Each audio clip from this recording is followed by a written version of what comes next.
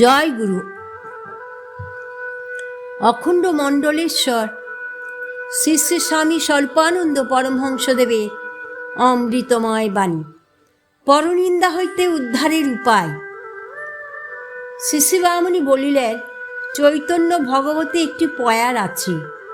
মদ্যপের নিষ্কৃতি আচয়ে কোন কালে, পরচচ্চকের গতি কবু নাহি ভালে।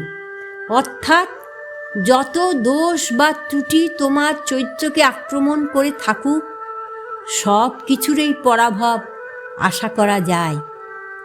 কিন্তু পরের কথায় যে নিজেকে জড়ায়, পরের দোষ খোঁজাকে যে নিজের স্বভাবে পরিণত করে, তার আর কোনো উপায় নেই।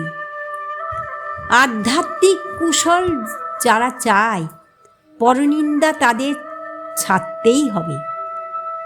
যতবার মন পরের দোষের দিকে তাকায়, ততবার মন ভগবানের কাছ থেকে দূরে সরে যায়। বিনা ক্লেশে নরকে যেতে হলে পরনিন্দা বা পরচর্চার মতো তৈরি পথ আর দ্বিতীয় নেই। শ্রী শ্রী বামুনি বলিলেন, কিন্তু পরচর্চার কদর্য স্বভাব থেকে উদ্ধারের পথ আছে।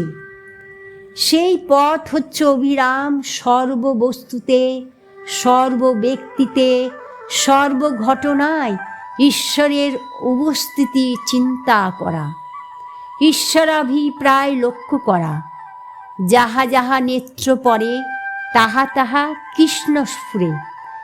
এই অবস্থা যাদের হয়, পরচর্চায় তাদের অবসর থাকে না, ক্ষমতাও আর থাকে না। এই বহুগামিনী অসতি রুচি তাদের নষ্ট হয়ে যায়, স্বভাবই তাদের বদলে যায়। মানে ভেতরের প্রকৃত স্বভাব তখন বাইরে ফুটে ওঠে। সকল নারকীয় বিলাস লুপ্ত হয়ে দিব্য উল্লাসে আবির্ভাব হয়। ওম শান্তি।